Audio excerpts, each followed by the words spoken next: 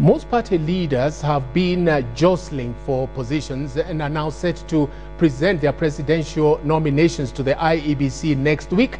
But one of them is sitting pretty, eyeing just a parliamentary seat.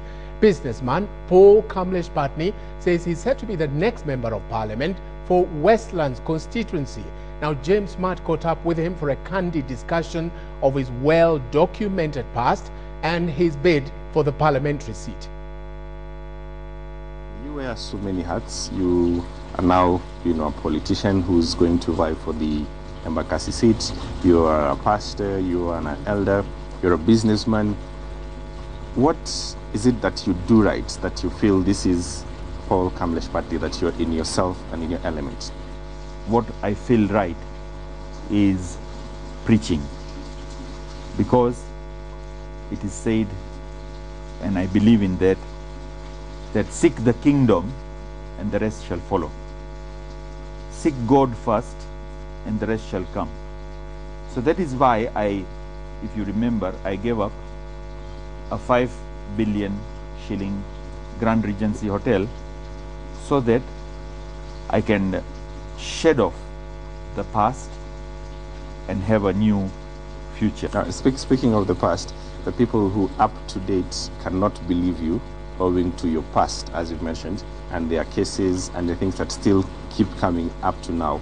And they say that what you're doing now is just an act, that you are a devious businessman, that you stole money from this country. How do you respond to such?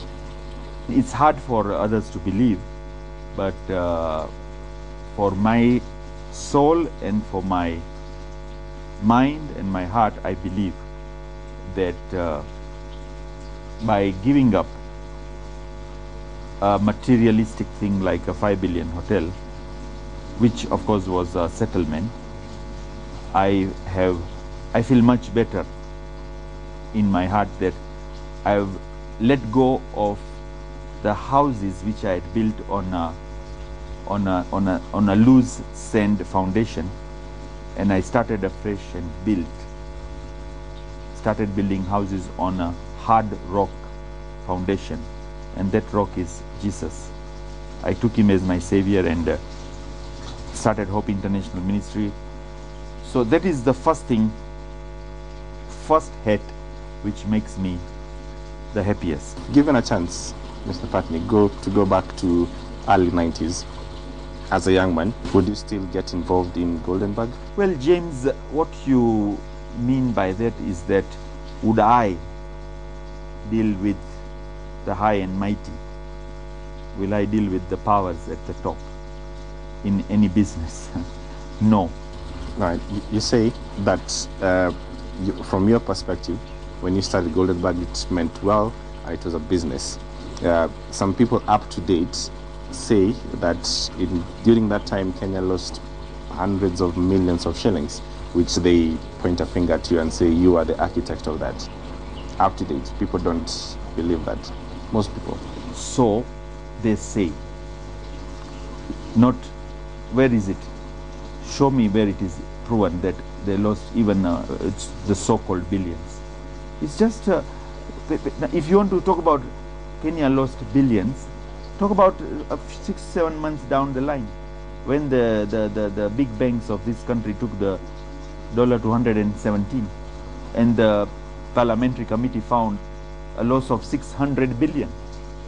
So just because they were the high and mighty banks of they were not a small Pattni. So those people who say they lost this 100 billion and this billion and that billion, it's just hearsay. Even the inquiry which was appointed, inquiry, its report has been mutilated. It has been cancelled by so many constitutional courts. Presidential aspirant Martha Karua has declared her wealth. Yes. How much are you worth? To me, I believe I'm worth as much as my God has, allowed me to. So if you are to have the same opportunity as Martha Karua and tell the country, I own 2 goats, 1 cow, something like that. Like that, then I will, that one I will do if I stand for the top place, the top job of the country. But not for the parliamentary seat. Not for the parliamentary, because it's not a requirement there. It's not like, you know, I would not go counting, you know, that I would say I would have been worth more billions if I had not given up Grand Regency. But now I have given up so many things, and so many things are you know, still not clear. So I mean, I would say that I am worth as much as the God has blessed me with, and I would say Jehovah Jireh, God is my provider.